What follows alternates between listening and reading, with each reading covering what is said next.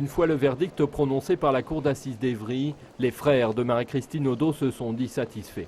Certains de ne pas connaître toute la vérité du calvaire qu'a connu leur sœur dans ces derniers instants, mais satisfaits que son assassin de 49 ans soit condamné à quasiment finir sa vie en prison.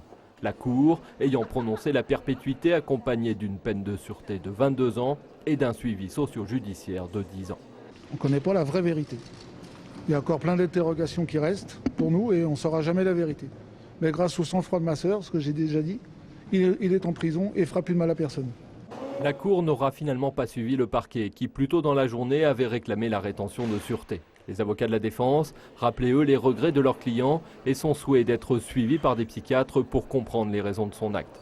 Des avocats qui mettaient en cause les failles du suivi du récidiviste après le premier procès qu'il avait condamné en 2002 à 11 ans de prison pour le viol d'une fillette de 13 ans. Si vous avez entendu l'expert ce matin, qui a reconnu quand même que le suivi n'avait pas forcément été des plus adaptés, pas forcément fait de la meilleure des façons et qu'on n'avait peut-être pas pris en compte la personnalité de M. Dacruz et qu'à ce niveau-là, il a mis quand même l'accent sur certaines insuffisances du suivi, donc qui explique que finalement, ce qui a été fait au niveau du suivi en 2007 n'a pas forcément porté ses fruits.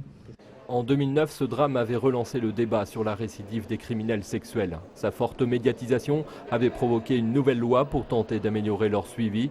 En entendant le verdict hier, Manuel Dacruz est resté impassible.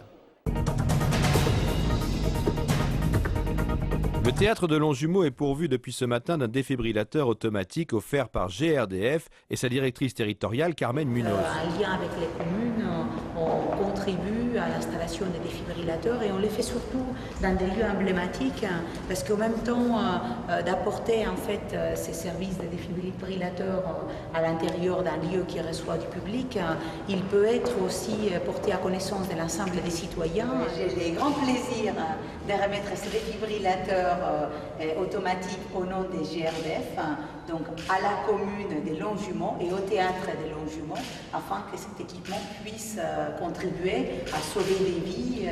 Ce nouvel équipement vient compléter le dispositif que nous avions déjà mis en place depuis le début du mandat sur la commune. C'est un plaisir de vous accueillir aujourd'hui et merci en tout cas de ce partenariat. Un défibrillateur comme celui-ci coûte environ 1 500 €. De la rapidité de l'utilisation dépendent les chances de survie et l'importance des séquelles. D'où l'utilité d'implanter dans des lieux publics comme le théâtre de Longjumeau cet appareil qui peut sauver des vies. Tout au long de l'année, 3 accueils de jour à Corbeil, Athis-Moncé et Tampes sont ouverts et proposent ainsi 384 places d'hébergement d'urgence. Sur place, un lit, un repas et une douche sont offerts aux personnes présentes et pour favoriser leur insertion, plusieurs services leur sont également proposés comme une aide à la rédaction de courriers ou à la composition de dossiers. À l'approche de l'hiver, la préfecture a mis en place de nouvelles mesures depuis le 1er novembre. 624 places supplémentaires, dont 240 dans des hôtels sont actuellement disponibles et 630 autres dans des gymnases du département sont prêtes à être ouvertes en cas de grand froid.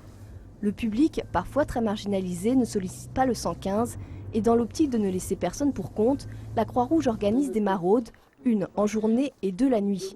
En fonction de la température et du niveau d'alerte déclenché par la préfecture, les horaires de nuit pourront être élargis et les rondes doublées en journée. Pendant cette période hivernale, chaque personne bénéficie systématiquement d'une évaluation sociale afin d'être orientée par la suite, si elle le souhaite, vers des dispositifs ou des structures appropriées.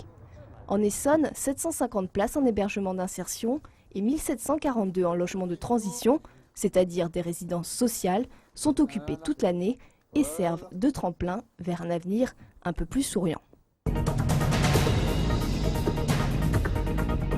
Dans son cabinet d'INI, Dominique n'a pas eu à traiter beaucoup de cas de rougeole, seulement un malade en 2010 et 2 cette année.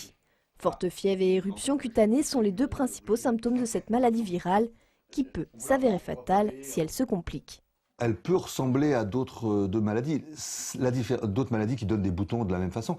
La différence essentielle vient quand même qu'il y a quelques rares complications, mais il y a quand même des vraies complications qui peuvent être fatales. Les personnes fragiles, c'est les gens qui sont insuffisants respiratoires, asthmatiques, qui ont d'autres maladies qui les rendent peut-être plus fragiles. Mais il y a aussi des cas de complications chez des patients en parfaite santé par ailleurs. Ces dernières années, une augmentation importante du nombre de cas, plus 300%, a été recensée. Pourtant, un vaccin existe, le ROR, rougeole oreillon rubéole, et les médecins ne cessent de répéter qu'il fonctionne. Pour justement renforcer l'efficacité de ce traitement préventif, la fréquence des injections a été changée. La modification, c'est qu'il y a quelques années, on vaccinait les enfants à 2 ans et à 6 ans, enfin avant 6 ans, voire plus tard pour ceux qui n'avaient pas eu, c'est-à-dire qu'on faisait 2 injections. Même si on remonte à plus longtemps, on faisait une seule injection.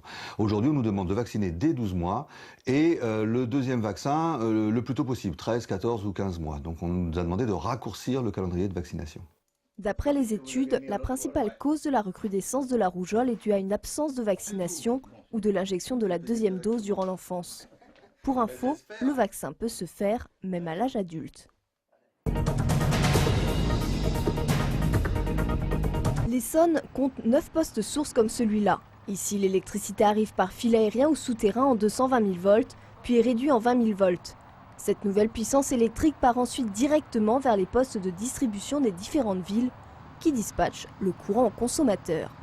Vous pouvez avoir facilement 30 000 clients qui sont alimentés derrière un poste source. Comme je vous dis, c'est un peu plus compliqué que ça parce que les postes sources sont assez courts les uns des autres, mais vous pouvez en fait considérer que c'est entre 30 et 45 000 personnes, 45 000 foyers qui dépendent de l'alimentation d'un poste source. Chaque année dans le département, le temps moyen de coupure d'électricité, aujourd'hui de 49 minutes par an, baisse d'1 minute. Il est d'ailleurs en dessous de la moyenne nationale depuis 5 ans. Afin de continuer dans cette voie, ERDF veut anticiper les demandes croissantes du territoire, et plus particulièrement celles du plateau de Saclay, en construisant un nouveau poste source. Les collectivités locales nous informent des projets d'implantation sur leur commune. Donc là, actuellement, il y a un certain nombre des grands projets qui sont déjà connus. On sait par exemple que sur les plateaux des Saclay, il y a de nombreuses grandes écoles et des laboratoires qui vont venir s'installer. Donc c'est des projets qui sont déjà connus. On connaît des projets d'entreprise. On connaît aussi un certain nombre des projets de développement résidentiel.